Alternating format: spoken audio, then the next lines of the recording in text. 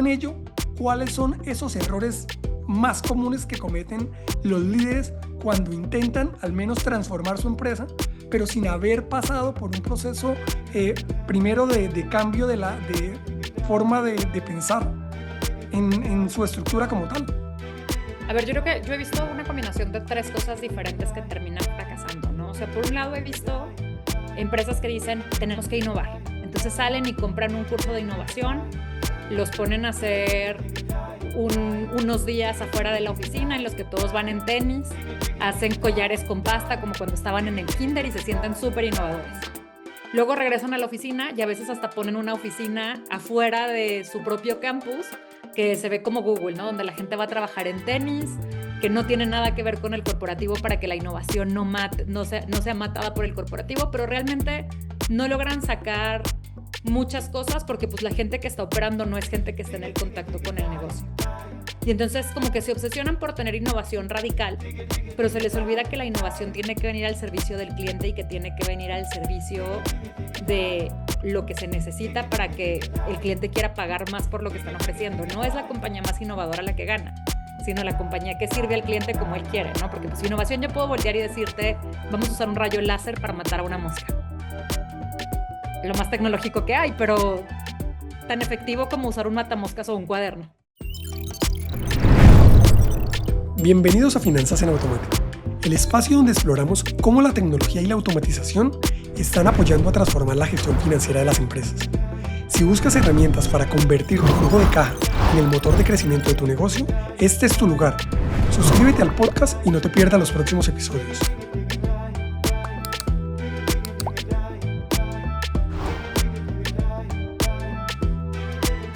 Hoy tengo el gusto de conversar con Lorena Sánchez García, una de las voces más influyentes en la intersección entre tecnología, agilidad e innovación con sentido humano en América Latina.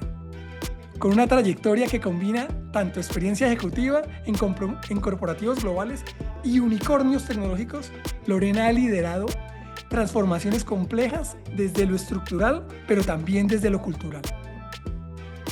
Hoy, desde su rol como CEO, coach, inversionista y directora del Founder Institute en México, acompaña a líderes que buscan evolucionar su empresa, pero sin perder lo que lo hace única, a través de su trabajo en Rappi, Story y ahora en un fondo Billionaires. Ha demostrado que no se trata solo de escalar rápido, sino de hacerlo de manera correcta. Así que en este episodio vamos a hablar de qué hacer cuando la transformación cultural choca con estructuras mentales que ya no funcionan.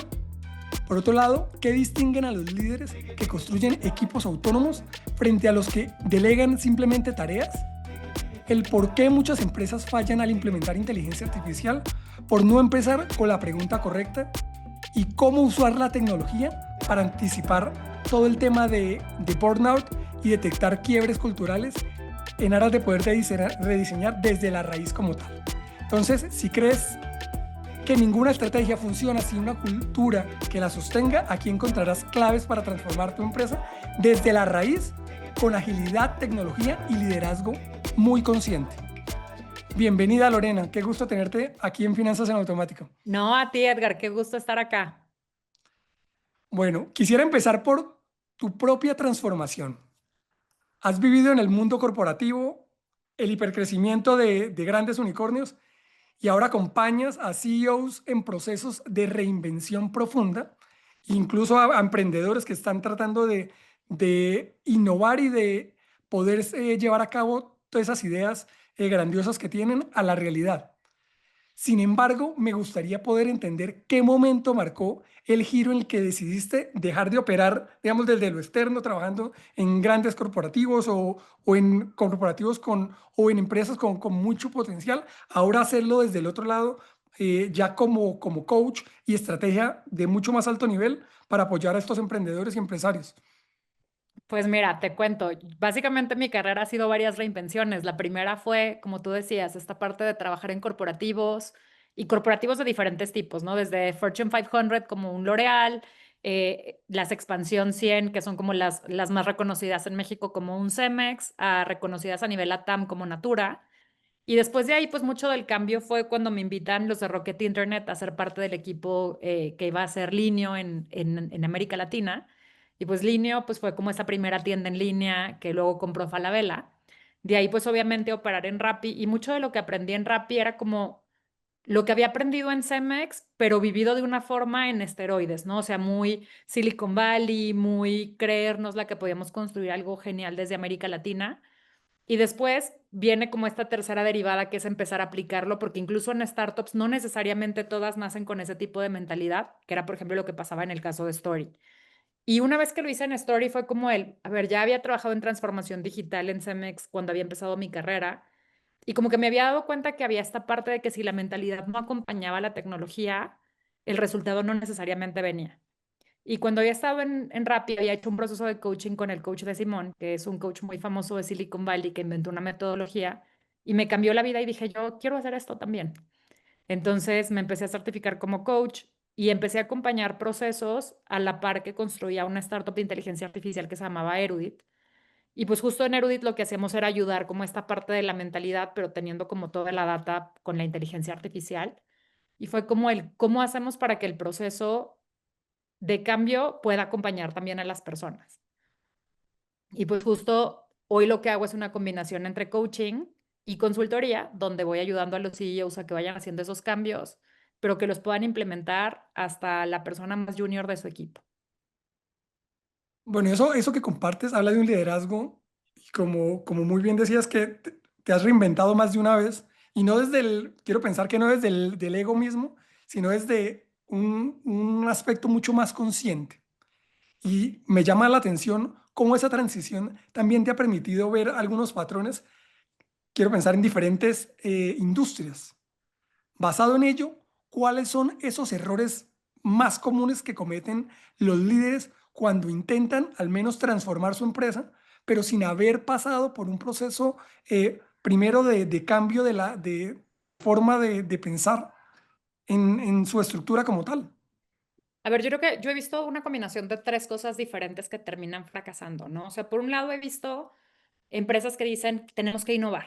Entonces salen y compran un curso de innovación, los ponen a hacer unos días afuera de la oficina en los que todos van en tenis, hacen collares con pasta como cuando estaban en el kinder y se sienten súper innovadores. Luego regresan a la oficina y a veces hasta ponen una oficina afuera de su propio campus que se ve como Google, ¿no? Donde la gente va a trabajar en tenis, que no tiene nada que ver con el corporativo para que la innovación no sea matada por el corporativo, pero realmente no logran sacar muchas cosas porque pues la gente que está operando no es gente que está en el contacto con el negocio. Y entonces como que se obsesionan por tener innovación radical, pero se les olvida que la innovación tiene que venir al servicio del cliente y que tiene que venir al servicio de lo que se necesita para que el cliente quiera pagar más por lo que están ofreciendo. No es la compañía más innovadora la que gana, sino la compañía que sirve al cliente como él quiere, ¿no? Porque pues innovación yo puedo voltear y decirte, vamos a usar un rayo láser para matar a una mosca. Lo más tecnológico que hay, pero tan efectivo como usar un matamoscas o un cuaderno. Ahora que... Entonces, no, para mí viene como adelante. ese primer error, ¿no? Luego viene un segundo error que es el voltear y decir, bueno, vamos a hacer una transformación digital, entonces vamos a meter un software, ¿no? Y a ver, hay un software que tú y yo conocemos muy bien, el SAP. Entonces, vamos a meterle SAP. Y, o sea, resulta que la gente sigue haciendo un montón de cosas en Excel por fuera, porque pues a la gente no necesariamente le explicaste el cómo utilizar la tecnología les iba a ayudar. Y a veces la tecnología terminó haciendo un proceso más complejo de algo que a lo mejor para ellos era un Excel rapidito y ahora es meter un montón de campos con un reporte que no les da la visión de lo que ellos necesitan, ¿no? Y entonces hay que cruzar 40 reportes en otro Excel y era como, ¿para qué nos cambiaron a esto? Porque igual, ¿no? Un rayo láser para matar una mosca. Y luego viene como un tercer componente, ahora con la inteligencia artificial, que esa me encanta, ¿no? Porque llegan y te dicen, yo quiero usar inteligencia artificial en mi empresa. Órale, ¿y para qué? Y Porque está entonces de es moda. como, no sé, pero yo quiero usar inteligencia artificial en mi empresa, ¿no? Y entonces pues eso se vuelve también como un problema porque pues es esta parte de no tener claridad en cuál es el impacto que puede tener una tecnología en tu negocio y el para qué te puede ayudar, porque a final de cuentas la tecnología está al servicio del ser humano, no el ser humano al servicio de la tecnología. No, sin duda. Y eso ahora que hablabas de Google, me reponta en un periodo de mi trayectoria profesional que estábamos trabajando en unas oficinas al estilo WeWork y que Google estaba entrando en Colombia y gran parte de la gente que inició en Google las tenían jugando ping-pong y con corritos a control remoto en todas las oficinas y hacían disturbios por todo el tiempo. Entonces era, pues, entender ese cambio de mentalidad, pero igual terminaba siendo incómodo para el resto de la gente que trabajamos en ese espacio, ¿no? Pero ahora me regreso a lo que mencionaste hace un momento y desde la perspectiva que planteas, me gustaría conocer desde tu experiencia particularmente como mentora de startups, ¿qué distingue realmente a un fundador que logra escalar sin necesidad de quemarse o sin quemar a su equipo, a alguien que lo puede hacer con una mentalidad diferente donde involucra al, pues a su fuerza laboral desde el momento cero, ¿no? A ver, yo creo que tiene que ver con una combinación de tres cosas. La primera para mí tiene que ver con el propósito. Y es un founder que está construyendo en algo que es su propósito, a diferencia de alguien que está construyendo por una cosa que le decimos en México, que es subirse al tren del mame, y disculpen mi francés, o alguien que está construyendo por dinero, pues, o sea, termina siendo súper diferente porque, pues, el emprendimiento no es lineal, ¿no? El emprendimiento a veces tiene días muy buenos, a veces tiene días muy malos, y si no tienes algo que te detenga o que te soporte cuando los días son muy malos, pues obviamente te vas a ir y te vas a llevar a tu equipo contigo. Entonces, para mí esa es como la primera parte. La segunda parte tiene que ver con el poder tener una mentalidad de crecimiento. ¿Y por qué el tener una mentalidad de crecimiento? Porque si tú te enamoras del problema de lo que estás resolviendo y no necesariamente te enamoras de la solución, ¿qué ocurre? Que si la solución cambia, estás dispuesto a cambiarla y no significa nada acerca de ti. Pero si te aferras a la solución, entonces, ¿qué pasa? Que cuando vas viendo que tienes que cambiar, entonces hay una parte de tu identidad que se va perdiendo en el camino. Y entonces eso a final de cuentas, pues también es muy difícil no pasárselo al equipo y que no te ocasione frustración. Y por otro lado viene una tercera derivada, que es una de las cosas que es más diferente en el mundo startup de lo que es en el mundo corporativo, ¿no? Muchas veces en el mundo corporativo pensamos en tareas como voltear y decir mandar 400 mails. Y dices, ah, ya lo hice. Y si el resultado no llega, pues no importa porque a ti te dijeron que te mandaras 400 mails, ¿no? En cambio, en el mundo emprendedor es como el premio está por lograr el resultado. No importa cuánto trabajo te tomó, no importa cuántas horas te tomó, no importa si lo hiciste en 1 hora o en 40.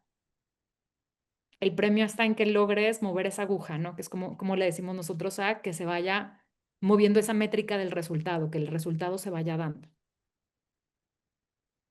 Bueno, y partiendo de esa visión me lleva a todo lo que has explorado. Ahora mencionabas inteligencia artificial y vería el caso de que pudiste participar en Erudit para apoyar empresas a detectar señales de burnout o rotación antes de que sucedieran.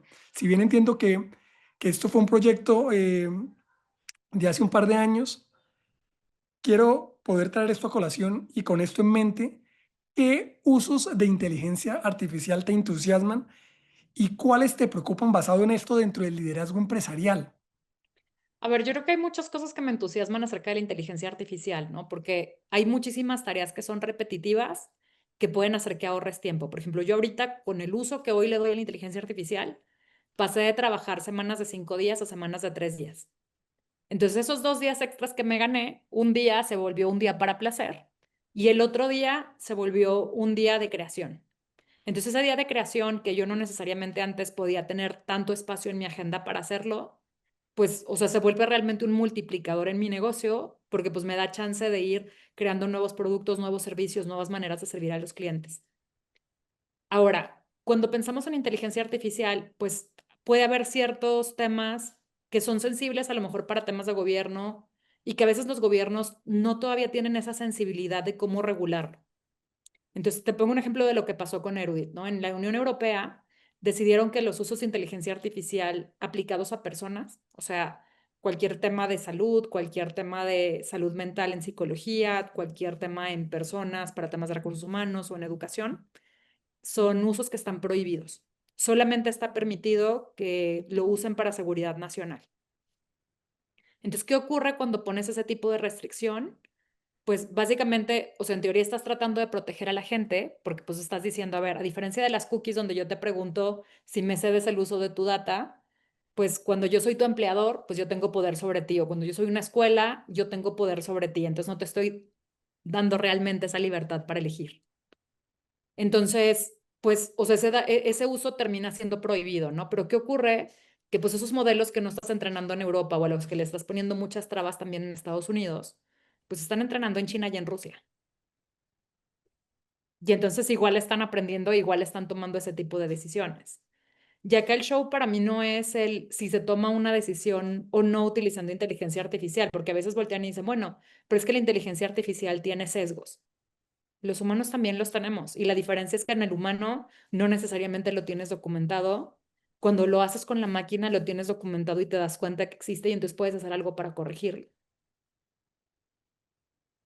No, sin duda. Y siguiendo en esa misma línea, hay un tema que no podemos ignorar basado en esto, es el impacto desigual que existe en una región como tenemos en Latinoamérica. Ahora hablas de Europa, seguramente que en Estados Unidos estamos mucho más, o existe un diferencial mucho más relevante a lo que tenemos en Latinoamérica. Por eso es que quiero aterrizarlo particularmente a esta región, porque mientras algunos celebran avances en inteligencia artificial o particularmente en temas de automatización, pues hay millones que siguen fuera del sistema por condiciones ya sea estructurales que no se resuelven puntualmente con una aplicación o con un software tecnológico.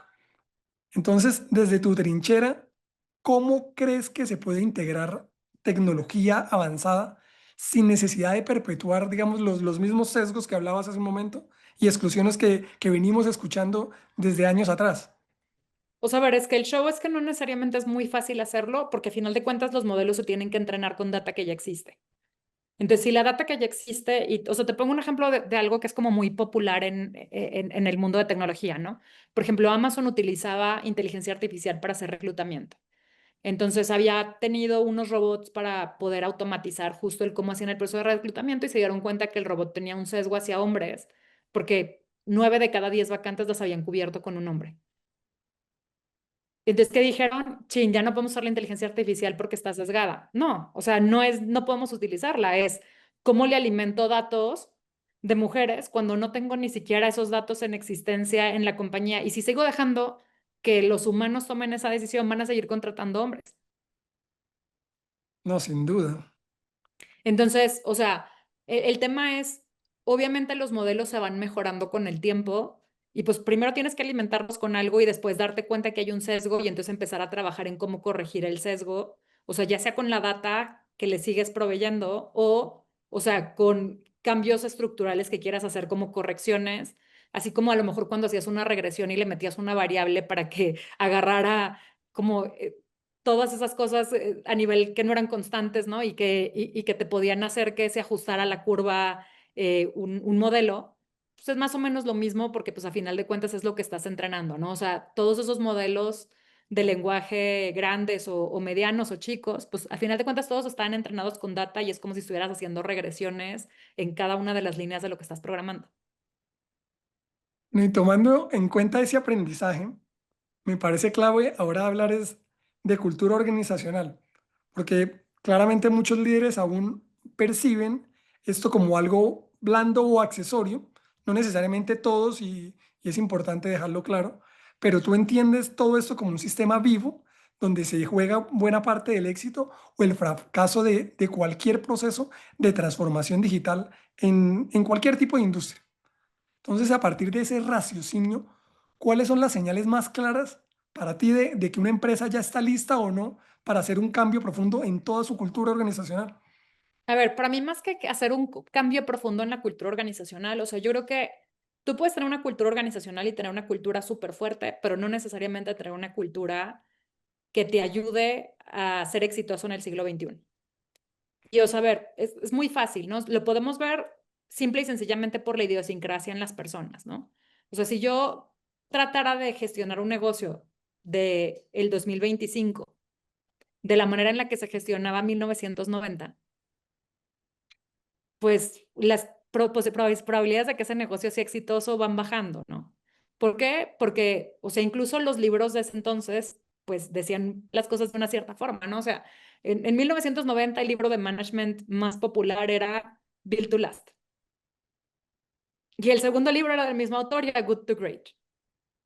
Y esas compañías Build to Last eran 100 y de esas 100, 80 ya están muertas. Y las otras 20, ya casi ninguna está en el S&P 500, que son como esas 500 compañías que más mueven la aguja en el mundo. ¿Pero por qué? Porque el mundo pasó de ser algo que se construye para un plazo muy largo a un mundo en el que tienes que estarte adaptando constantemente. Entonces, si yo te dijera, a ver, es que estudia pues esas cosas que eran populares de estudiar en los noventas, ¿no? O sea, en los noventas que nos decían, pues que estudiaras ingeniería industrial o que estudiaras economía, pues estarías frito, ¿no? Pero ¿qué les decíamos a los chavos en el 2000? Estudia marketing digital o estudia programación. Y resulta que marketing digital y contenido ya están muertos porque ChatGPT ya los mató. Y programación, estamos a 15 minutos de que esté muerto per se, ¿no? O sea, ahora lo importante es saber hacer los prompts y lo importante es saber crear y alimentar modelos. ¿No? Y tener ideas que se posa en la medida que uno tenga una idea y sepa cómo poder hacer uso de toda la tecnología que tenemos a la mano, pues seguramente vamos a poder tener un camino pavimentado que en su momento, a los que nos tocó hacer derivadas a mano, pues nos tocaba en otro mundo, ¿no? 100%. Y a ver, ya es como la prehistoria, ¿no? Y entonces por eso, pues son habilidades diferentes. A lo mejor en los noventas era muy importante memorizar cosas porque no había información disponible. Pero en el 2025 ese ya no es el caso. La información ya es un commodity. Entonces, esa habilidad de memorización, pues en el 2025 ya no es relevante. En el 2025 es cómo aplico toda la información que tengo a poderle sacar jugo a hacerlo algo, ¿no? O sea, no nada más saberlo. Entonces, o sea, esta parte del cómo cambió el mundo, pues tiene que implicar también el cómo cambian los lentes con las que las organizaciones se ve primero cada persona dentro de una organización y después el cómo funciona la organización, porque a final de cuentas, pues las personas estamos al servicio de ese bien mayor que está creando la organización. Entonces, ¿qué son ese tipo de valores, ¿no? O de culturas que hacen que tengas éxito en el siglo XXI? Pues para mí es bien fácil, son tres cosas. Es poner al cliente en el centro, que muchas veces cuando éramos estas compañías legacy se nos había olvidado, que a final de cuentas habíamos nacido porque le habíamos resuelto un problema a alguien. Después, una parte de poder mover la aguja rápido, que es esta parte del cómo voy entregando resultados lo más rápido posible y cómo pienso realmente en agilidad. No nada más cómo voy y tomo un entrenamiento de agilidad, sino el cómo me comporto de manera ágil, cómo logro hacer productos mínimos viables para hacer pequeños experimentos e ir midiendo el avance todos los días. Y después, una tercera parte que es una parte que le digo el tener ownership, ¿no? Que es el ser dueño. Y ese ser dueño, pues, ¿cómo se ve? Pues primero siendo dueños de nuestras carreras, ¿no? ¿Por qué? Porque pues, si yo volteo y te digo de nuevo, el siglo XX, pues nos hacían un plan de carrera el día que llegábamos a un corporativo y te decían, vas a estar 4 años de assistant brand manager y luego 2 años de brand manager y luego 2 años vas a ser brand manager senior y después vas a ser category y después vas a ser director de marca. Y pues eso se cumplía porque aparte la gente duraba 20, 30, 40, 50 años en una organización. O sea, hace poquito, de hecho, me tocó que se jubilara uno de los que fue mis jefes en Cemex. El señor duró 50 años en la empresa. Una liquidación larga. Pero aparte de una liquidación larga es, o sea, ya le dijeron así de, señor, ya váyase a su casa, o sea, ya, ya es aquí usted una institución, ¿no? O sea, pero volteas y lo piensas y dices, a ver, hoy, ¿quién tiene una carrera tan larga en una corporación? No, ya nadie, o sea, ya es realmente cada vez y más las nuevas generaciones están rotando tan rápido que el tema de rotación, más bien el tema de retención de talento, se vuelve otra de las problemáticas o no necesariamente visto desde esa perspectiva, pero sí es un tema que hay que cambiar la forma de analizar cómo poder operar bajo esos entornos de tanto cambio. Justo. Y entonces por eso, si tú te vuelves el CEO de tu propia profesión y después actúas como si fueras un CEO, sin importar si eres un analista en una corporación cuando estás tomando decisiones, y cuando estás ejecutando. Entonces cambia abismalmente el trabajo que estás haciendo y también cambia el output que estás entregando a la organización. Y entonces eso pues también hace que cambie por completo el cómo te miden y el cómo te premian, porque pues ya no es importante que estés 80 horas calentando la silla para que el jefe te vea, sino que lo que importa es que hayas entregado el resultado. Con ese enfoque que describes, hay algo que pocas veces, o por lo menos pensando, se dice, digamos así, de abiertamente, porque muchas empresas o empresarios pueden declarar, tengo muchísimas intenciones de cambiar, pero cuando llegan a tomar esas decisiones pequeñas, no las ejecutan o por lo menos de manera estructurada.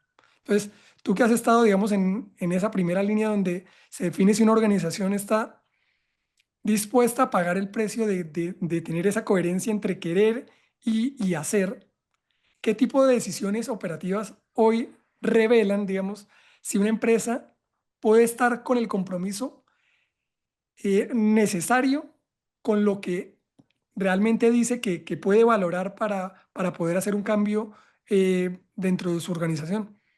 A ver, yo por eso normalmente empiezo primero con un coaching con los ejecutivos y empiezo primero con el CEO y luego voy con su equipo de línea directa, ¿no?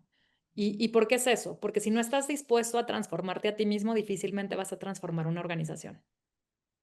Si no tienes esa habilidad de tener esa mentalidad de crecimiento tú mismo, difícilmente vas a poder liderar una mentalidad de crecimiento en tu equipo.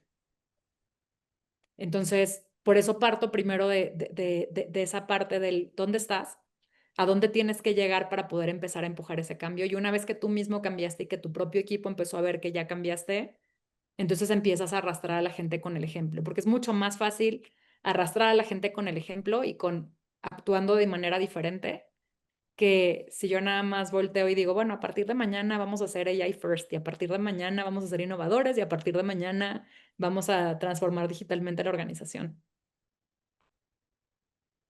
En ese orden de ideas, ¿tú percibes que los cambios deben venir de arriba para abajo o puede ser una mezcla de todo, ¿no? Porque a veces los cambios surgen porque las cabezas, digamos, que dirigen equipos deciden hacer cambios con los líderes a los cuales administran o consideras que debe ser evocado desde el director general para que de esta manera se pueda ir permeando, como dices, mediante el ejemplo.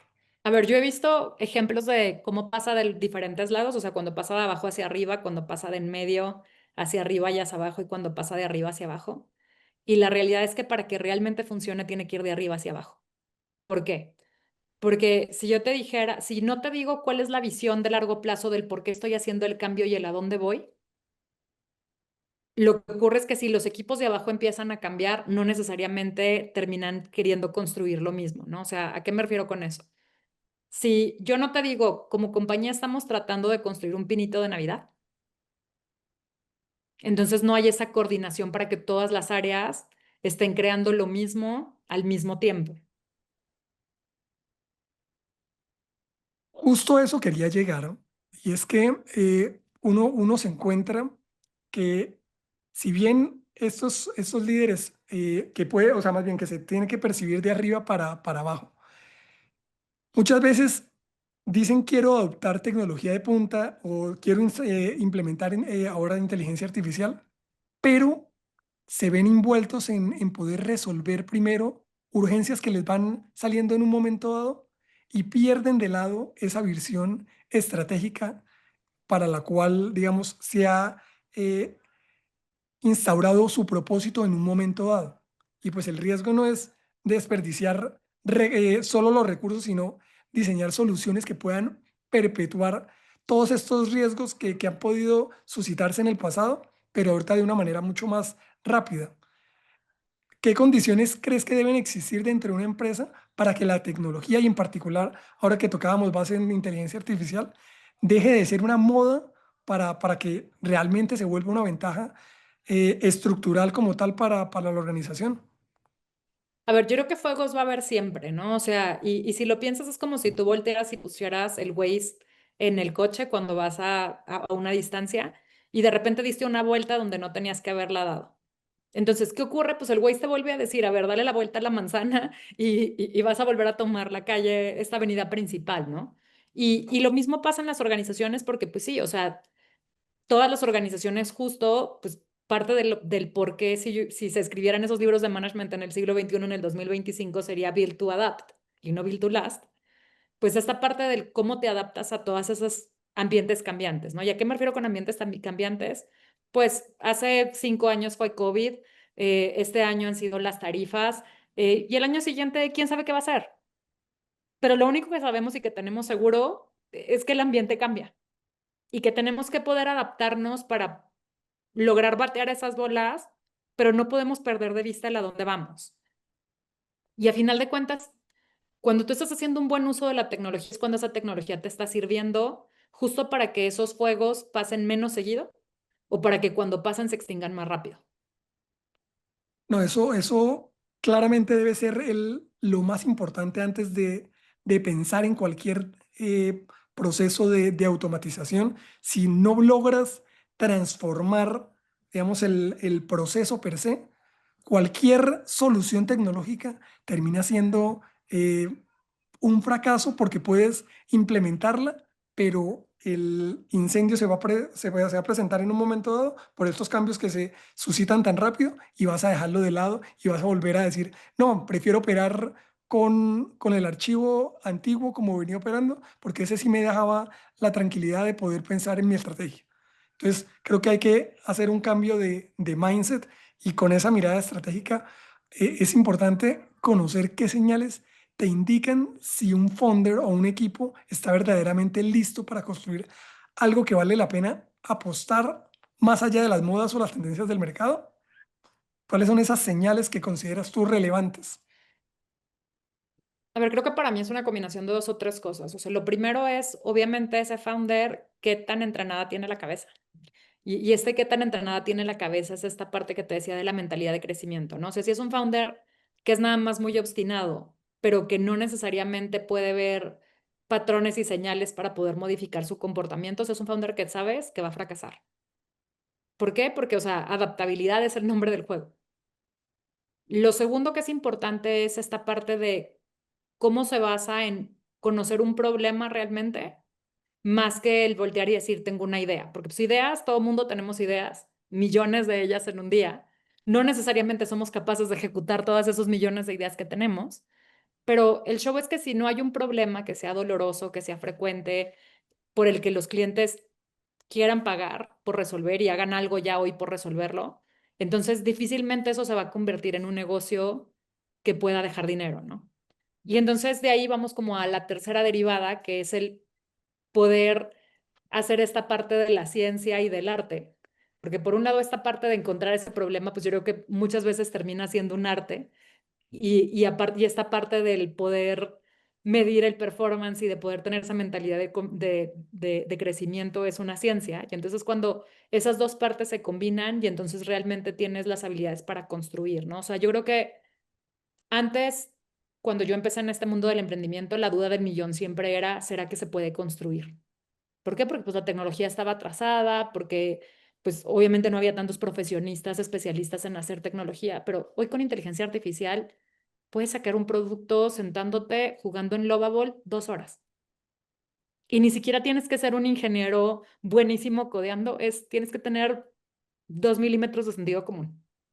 No, y las cosas completamente claras, porque creo que uno puede tener muchas ideas, puede divagar en lo que tú te puedas imaginar, pero cuando eso lo pones en el papel, ahorita hablabas de ejecución, yo me iría un paso más atrás y es pensar en cómo poder aterrizar esa idea, construirla para que sea un producto mínimo viable y de esta manera sí poder pensar en ejecutar. Hay muchas veces que uno escucha que la gente se lanza con ese producto que cree estrella y se estrella porque no está atendiendo a una necesidad como tal o la gente no está dispuesta a pagar por esa idea que puede sonar muy bonito o puede verse como un reporte o dashboard espectacular, pero que no resuelve el problema como tal o de raíz al menos.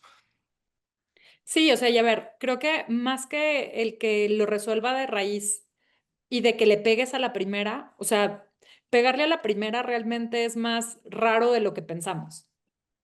O sea, y es más difícil de lo que pensamos. Y por eso es por lo que te decía esta importancia del poder reinventarse.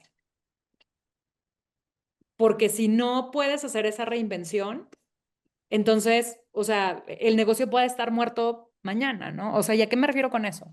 Piensa, por ejemplo, en qué pasó con un Airbnb en COVID, donde la gente no podía viajar y pues mucho de su revenue dependía justo de los viajeros, ¿no? Entonces, si lo Les piensas de esa tocó forma, transformarse. claro. Y el show es, a ver, pues ya eran una startup que era súper exitosa en su tiempo, pero si no se reinventaban, se morían. Y o sea, sí, justo eso es lo que te digo que es como la diferencia de qué ocurre en el siglo XXI versus qué pasaba en el siglo XX, ¿no? O sea, el siglo XX en ese sentido creo que era más paciente para ese tipo de situaciones, digamos. Pues eso que describes me resalta algo que a menudo subestimamos y es que creo que le ha podido pasar a todos en un momento dado que pueden tener, vuelvo y recalco el tema de tener una buena idea o incluso levantan capital, pero lo que realmente puede sostener a un negocio en los momentos difíciles es la calidad humana para mí y la forma, como dices, de adaptar a aquellos que lideran cada uno de de estas organizaciones. Ahora que has acompañado a cientos de emprendedores desde Founder Institute, desde el pitch hasta la crisis, pienso yo, de lo que han visto en ese problema, ¿qué capacidades blandas consideras hoy todavía que siguen siendo relevantes o indispensables para poder liderar una empresa tecnológica en Latinoamérica y no quedarse como tal en el intento? A ver, yo creo que obviamente esto que te decía del poder reinventarse es súper importante, ¿no? ¿Por qué? Porque pues, o sea, si ahorita en Estados Unidos están pasando un montón de cosas que los están poniendo a temblar, por ejemplo, el tener riesgo sistémico como país, que antes, pues antes que por un presidente te penalizaran el cómo era el riesgo sistémico de un país, nada más pasaba en la Banana Republic. Ahora ya está pasando en el primer mundo también. Entonces, o sea, justo esta parte de reinventarse y de adaptarse, pues se sigue volviendo algo súper importante. Lo segundo, la habilidad para aprender y para aprender rápido. ¿Por qué? Porque pues hoy sabemos que tenemos inteligencia artificial y hoy son unas, ¿no? O sea, hoy a lo mejor usamos ChatGPT, usamos N8N, usamos Lovable, podemos estar usando muchas de esas herramientas, pero yo no estoy segura que esas van a ser las herramientas de mañana.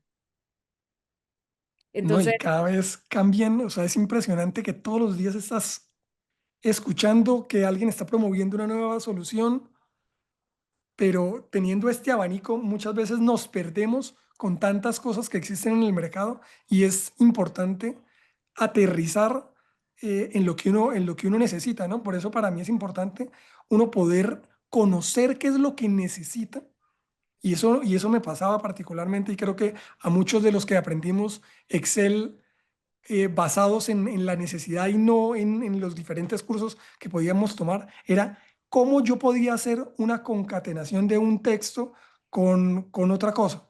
Y entonces empezábamos a jugar y a buscar en YouTube cómo poder hacer este cruce o cómo poder hacer un buscar B cuando en su momento, pues, le podían uno enseñar esto en un curso, pero llegaba uno a la práctica y se le olvidaba. Entonces uno llegaba hacer o aterrizar esto en el papel y luego buscar parte por parte y las iba ensamblando. Entonces creo que esto es algo que debemos seguir promoviendo a nivel cultural, que la gente no se quede con el mindset de que no debe pensar, sino que debe simplemente es aprovechar la tecnología para poder hacer algo mucho más práctico. 100%. Y a ver, o sea, es como el voltear y pensar, a ver, hace 200 años, ¿no? Antes de que se inventara la máquina de vapor, pues ¿cómo llegaba la gente de un lugar a otro? En caballo. Pero si hoy tú quisieras llegar de, no sé, del centro de Ciudad de México a Santa Fe en caballo, pues ya te verían rarito, ¿no? Y o sea, con la inteligencia artificial, pues eventualmente así va a pasar, ¿no? El por qué harías las cosas de una forma más lenta si puedes tener como esa ventaja de utilizar la inteligencia artificial. Y o sea, a diferencia de cómo fueron esas otras transiciones tecnológicas que eran muy caras y que pues justo por eso era por lo que se necesitaba mucho tiempo para que se adoptaran. O sea, incluso en pensar en cuándo se empezó a usar la computadora, ¿no? O el Excel, pues, o sea, las primeras computadoras eran muy caras. O sea, con lo que costaba una Acer o una HP con un procesador 486, hoy te compras 20 Macs.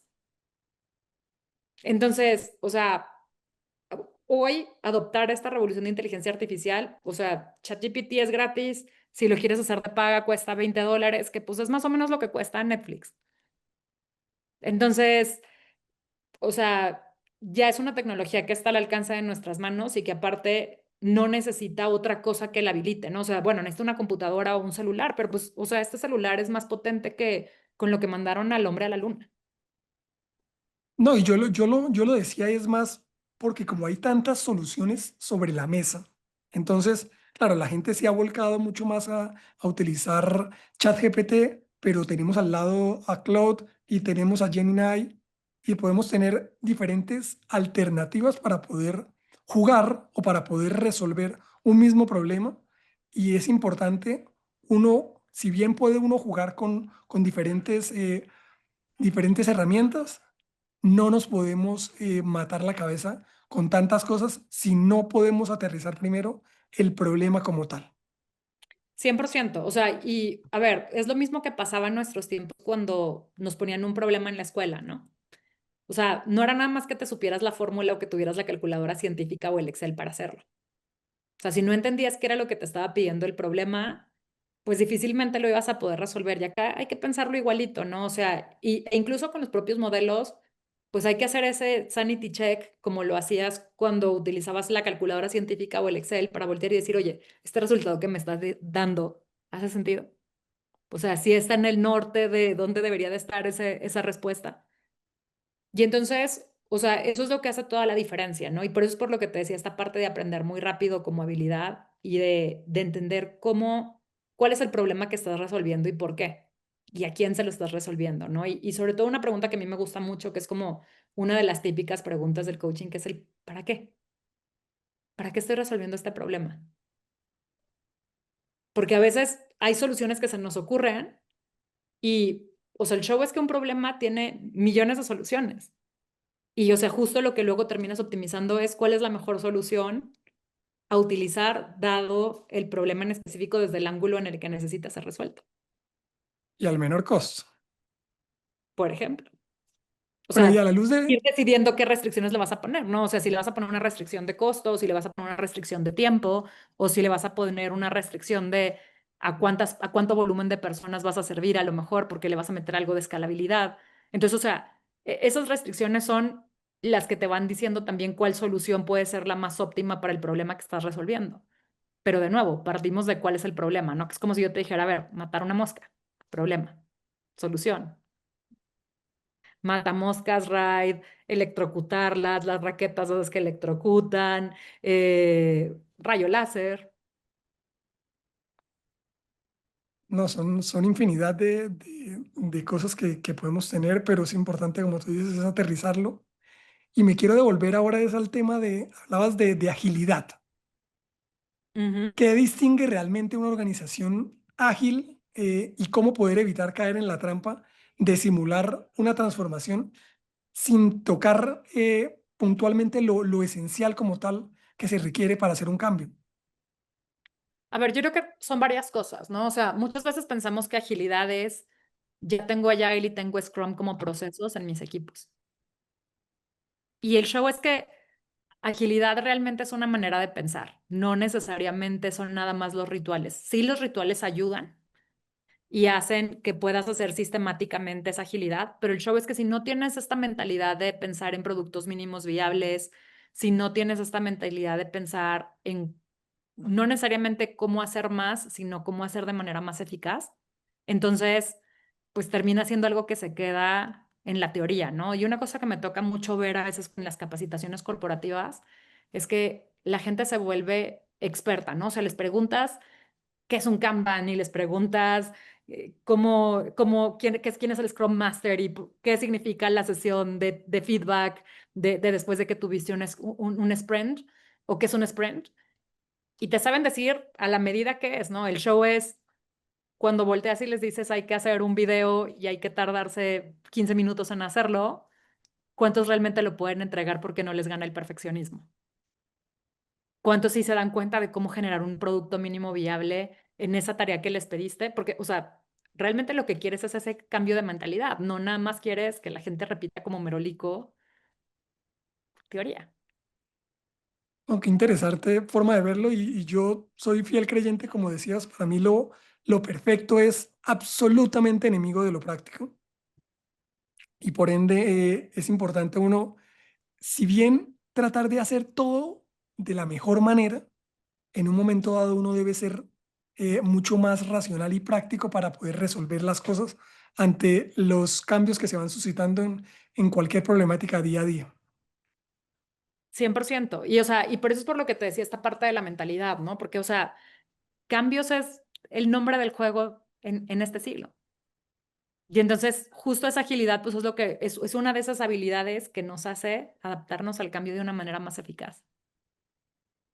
Bueno, ahora después de todo lo que hemos conversado de transformación, liderazgo, decisiones difíciles y adopción tecnológica con sentido humano, hay algo que me parece igual de importante que es la coherencia que deben tener los líderes. Porque por un lado, sostener una visión clara es importante, pero rodearse con talento que te rete todo el tiempo y tomar decisiones difíciles en un momento dado, sin que eso nos lleve a perder el rumbo, pues es realmente complejo. Partiendo de esa visión, ¿qué prácticas personales a ti particularmente te han ayudado a poder mantenerte en coherencia como líder, como mentora e inversionista en un medio en el cual, como dices, ha cambiado tan rápidamente y pues la complejidad termina siendo un factor muy importante?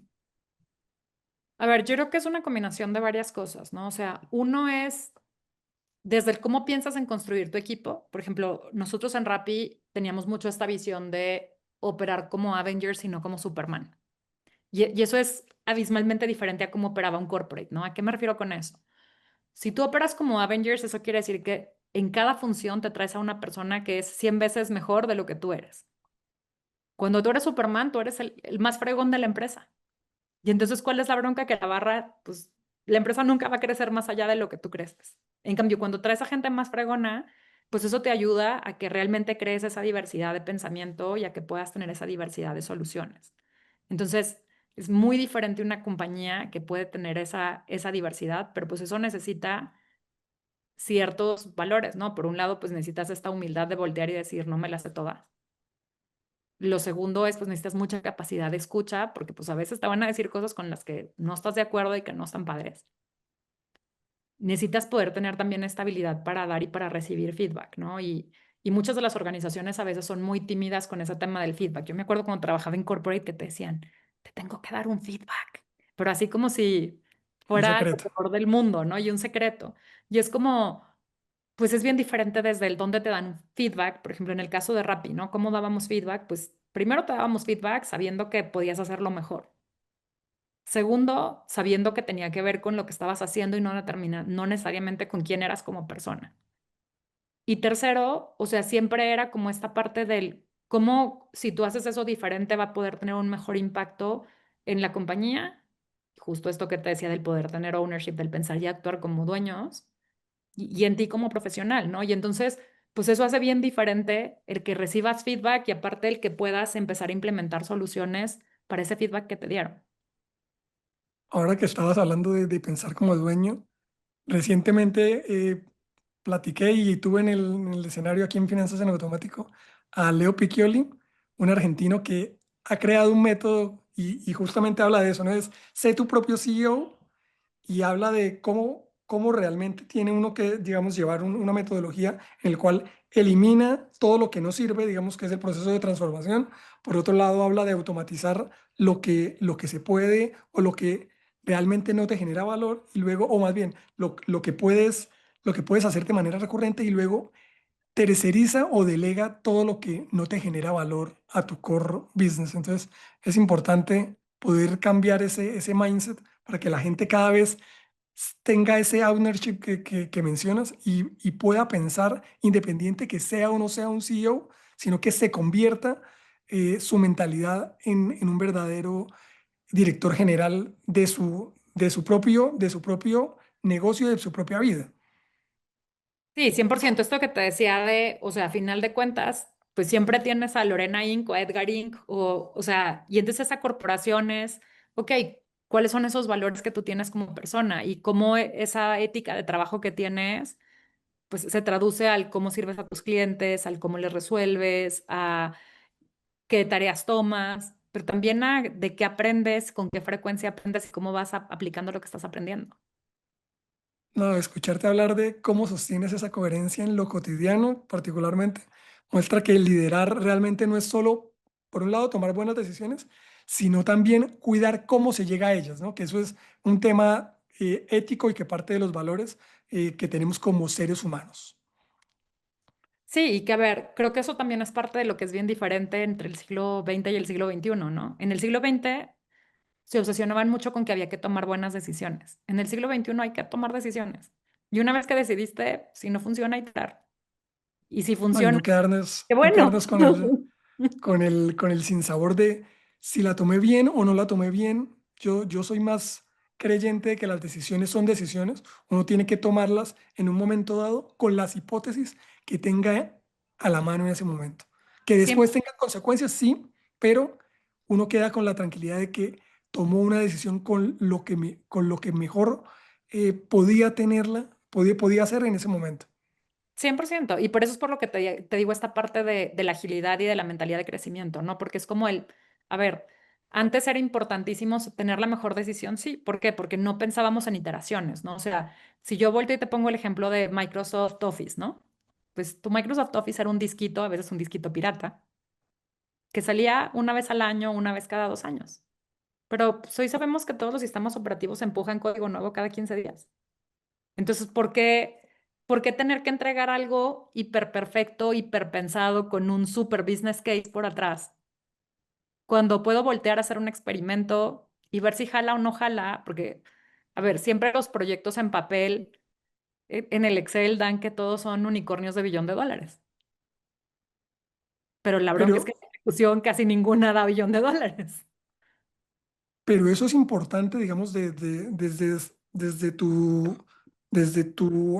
trinchera como tal hoy, digamos, promoviendo y apoyando a emprendedores, que no se queden con ese sinsabor de no intentarlo, ¿no? Porque muchas veces, vuelvo y digo, uno tratando de encontrar ese punto idóneo, se puede quedar en el camino y si bien he visto tantos casos que hoy terminan siendo exitosos, es porque en un momento dado decidieron lanzarse, caerse una y otra vez, pero tener esa convicción de poder pararse nuevamente y seguir con esa idea que marcó, digamos, su forma o su ADN de pensar. A ver, es que creo que tú mismo lo acabas de decir con tu lenguaje. Hay una diferencia muy grande entre intentarlo y tener convicción. Sí, El que lo intenta sabe que se va a meter el pie 45 veces y ahí se va a quedar. El que tiene convicción va a hacer lo que sea necesario para que funcione. sí, no, y por eso parte de mi filosofía de vida terminó siendo, digamos, tres valores que son disciplina, eh, convicción y determinación para poder mantener el foco en lo que quiero hacer, o más bien en poder seguir ante las adversidades que se me puedan presentar cuando me propongo cualquier cosa. 100%. Y por eso es por lo que te digo esta parte donde, a ver, si volteamos y valoramos disciplina, o sea, sí es importante, pero el show es que si no está de la mano con mentalidad de crecimiento, pues te va a pasar lo que Albert Einstein, ¿no? Sigues haciendo lo mismo esperando un resultado diferente. En cambio, Clarísimo. si combinas la disciplina con el growth mindset, entonces puedes darte cuenta que hay que cambiar la forma de hacer para tener un resultado diferente. No, clarísimo. Bueno, Lorena, ahora me gustaría pasar a un siguiente capítulo con el propósito de conocerte desde otra perspectiva muchísimo más personal. Súper, vamos. ¿Qué libro marcó tu visión de liderazgo y que sea, digamos, ese que te pueda guiar y que usualmente vuelves a él cuando quieres, digamos, resolver alguna duda de algo particular? A ver, yo creo que a mí me gusta mucho el libro de Clear Thinking y es porque cuando tengo un problema, el que sea, o sea, ya sea un problema personal, un problema profesional, un problema con alguien del equipo, lo más importante siempre es poder tener la cabeza clara. Y la bronca es que si no tienes la cabeza clara, un problema que era un problema se vuelve 20 problemas. Entonces, esta parte del cómo poder regresar a la cabeza clara, creo que siempre es algo que valoro mucho y algo que me costó mucho tiempo y mucho trabajo aprender y entender y que a veces todavía hoy la sigo cajeteando. Bueno, eso hace parte del proceso como seres humanos de, de reconocer que que somos personas y que como personas pues nos podemos caer en cualquier momento, pero también tenemos la facilidad y la habilidad de poder levantarnos sin temor a que la gente nos vaya a cuestionar. 100%. Y también esta parte de darnos cuenta, ¿no? Porque, a ver, los errores son inevitables, pero el show es, y una cosa que dice mucho Chirzad, este coach que te digo de Silicon Valley, del de la metodología con la que yo coacheo, que es, sabes que te vas a caer de la tabla de surf, sí o sí. El show es cuánto tiempo vas a durar abajo. O lo dicen es, existen los ciclistas o dos tipos de ciclistas, ¿no? Los que ya se cayeron y los que se van a caer, ¿no? Que es prácticamente la misma metáfora o analogía que estás diciendo con la tabla de surf. Ahora, herramienta digital que no pueda faltar en tu día a día. Uf, ChatGPT. Te iba a, te iba a decir que no sea sumado a ello, ¿qué otra tienes? Que no sea ChatGPT, pues a ver, creo que depende un montón de qué esté construyendo en ese momento. O sea, por ejemplo, Claude para algunas cosas es muy útil, por ejemplo, Perplexity para otras cosas es muy útil, en Lovable, pero creo que ChatGPT está haciendo como el de cajón, ¿no? Así como antes googleábamos, pues hoy le preguntamos a Chat. Muy bien. Error que te haya dejado alguna gran lección. Uf, yo creo que esta parte que te digo del poder tener una mente clara, ¿no? O sea, y creo que es una gran lección porque, pues, obviamente cuando no tienes la mente clara, termina siendo algo que te cuesta relaciones, que te cuesta resultado en el negocio, que te cuesta, eh, o sea, incluso tú misma, ¿no? El haberte fallado a ti misma. Y pues creo que qué parte me deja, pues, el estar al pendiente todo el tiempo, ¿no? El tratar de estar la mayor parte del tiempo presente y no estar de cuerpo presente nada más. Bueno, ahora te quiero hacer una pregunta al estilo mucho más filosófico y es, si tuvieras la oportunidad de regresarte 20 años en el tiempo y decirle y encontrarte con Lorena de recién desempacada de la universidad y entrando al mundo empresarial, ¿qué le dirías? Uf, compra dólares. Definitivamente. A ver, creo que sería como una combinación de dos o tres cosas, ¿no? O sea, lo primero es como esta parte del preocuparme por aprender también la parte de soft skills y no nada más la parte de hard skills. Creo que eso fue algo que me tardé mucho tiempo en entender. Lo segundo, como todo va a estar bien, ¿no? O sea, te vas a reinventar un millón de veces y todo va a estar bien. Y lo tercero creo que también tiene que ver con esta parte del mundo va a cambiar un montón, pero tú también vas a poder cambiar con ese mundo que va a haber cambiado un montón. Si es poder creer en nosotros mismos, ¿no? O sea, en la medida que le dieran a uno esas lecciones de no se preocupe por lo que pueda pasar, porque la vida va a tener problemas como usted se pueda imaginar, pero lo importante es que desarrolle todos los días una forma de poder abordarlos de la mejor manera para poder salir adelante. Ujú. Quiero preguntarte si alguien quiere buscarte, ¿cuál o dónde pueden encontrarte? Particularmente hoy que estás dentro del ámbito del emprendimiento y como coach, ¿dónde pueden buscarte? Me pueden encontrar en LinkedIn como Lorena Sánchez García o en Instagram como lorena.emprende. Genial. Bueno, Lorena, muchísimas gracias por esta conversación tan lúcida, honesta y estratégica.